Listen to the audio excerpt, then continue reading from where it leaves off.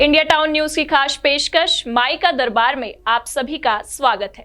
मैं हूं आपके साथ प्रगति ठाकुर और आज हम माई का दरबार में दिखाने जा रहे हैं उस धाम को जिसे त्रिकुट पर्वत के नाम से जाना जाता है और यहाँ विराजी हैं माता शारदा। जी हाँ, आज हम आपको ले चल रहे हैं मैहर की शारदा भवानी के दर्शन कराने। तो बने रहिए हमारे साथ और देखिए हमारी खास पेशकश माई का दरबार।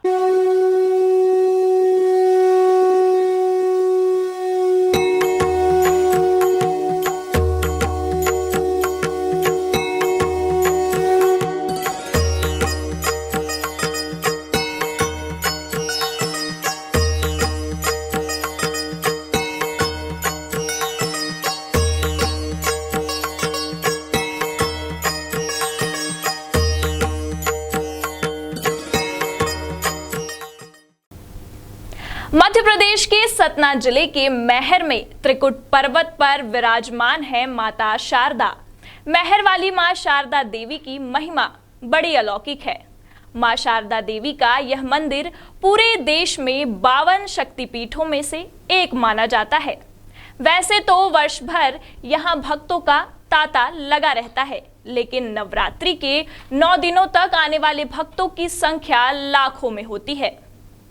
देवी का ऐसा कोई भक्त न होगा जिसने मैहर वाली माता का नाम न सुना हो। यहाँ विराजी माँ शारदा पूरे देश के अलावा विदेशों में भी काफी चर्चित है। यही वजह है कि यहाँ साल भर भक्तों का मेला लगता है। वहीं साल की दोनों नवरात्रि और गुप्त नवरात्र के समय 9 दिनों तक प्रतिदिन लाखों की तादाद में यहाँ श्रद्धालु माता के दर्शन करने आते हैं। मैहर की मां शारदा देवी के दरबार में सभी भक्तों की मनोकामनाएं पूर्ण होती है। विश्व प्रसिद्ध मैहर मां शारदा देवी का मंदिर मध्य प्रदेश के सतना जिले में स्थित है। यह मंदिर 52 शक्तिपीठों में से एक है। मां शारदा देवी मैहर नगर के विंध्य पर्वत श्रेणियों के मध्य त्रिकुट पर्वत पर स्थित है। ऐसी मान्यता है कि मां शारदा की प्रथम पूजा आदि गुरु शंकराचार्य द्वारा की गई थी। मैहर पर्वत का नाम प्राचीन धर्म ग्रंथों में मिलता है। इसका उल्लेख भारत के अन्य पर्वतों के साथ पुराणों में भी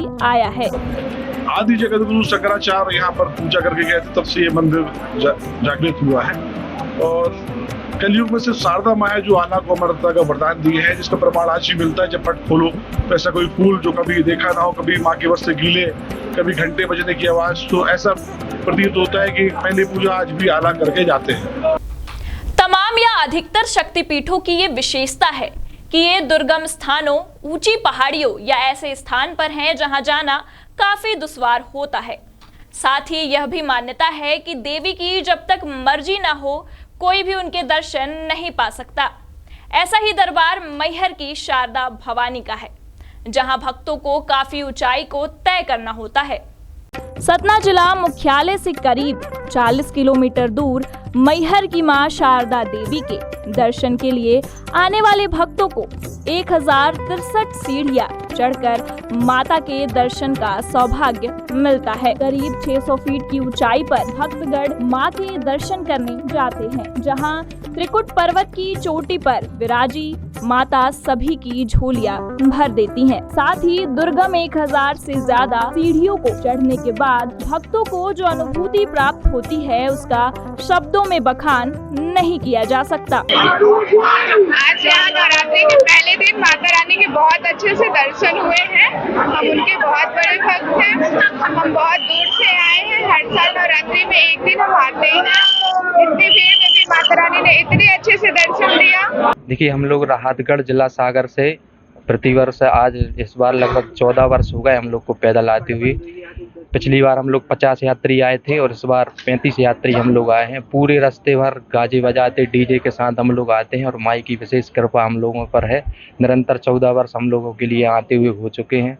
आज यहाँ 9वें दिन हम लोग आ जाते हैं और कल अमावस्या के दिन झंडा चढ़ा के हम लोग वापस चले जाते हैं।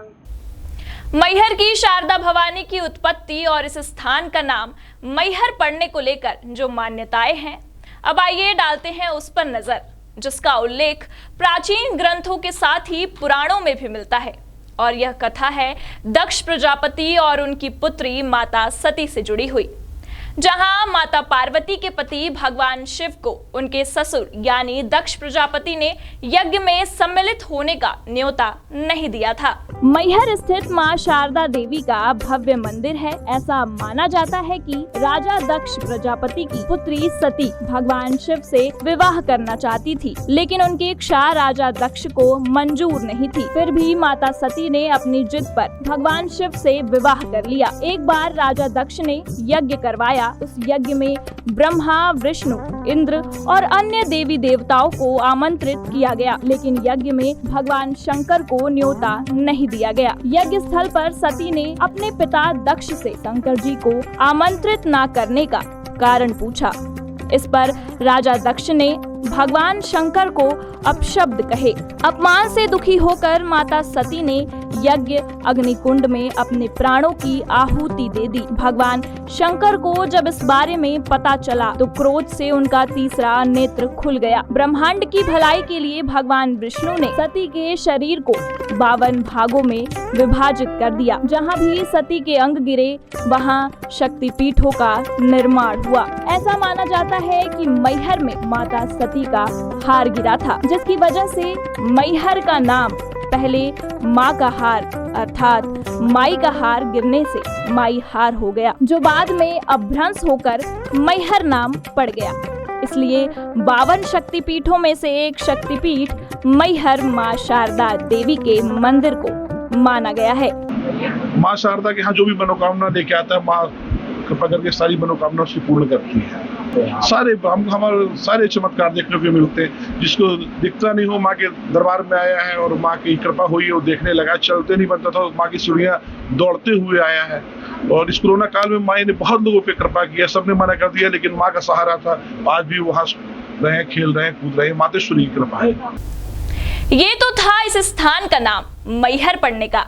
अब इसके पीछे का इतिहास आपको बताते हैं कि यहाँ प्रतिदिन सबसे पहले आखिर कौन करता है पूजा और किसे दिया है माता ने अमरत्व का वरदान। बता दें कि इतिहास यहाँ उपस्थित तालाब और अखाड़े के साथ जुड़ा है। हालांकि यहाँ दी गई जानकारियां धार्मिक आस्था और लोक मान्यताओं पर आधारित है।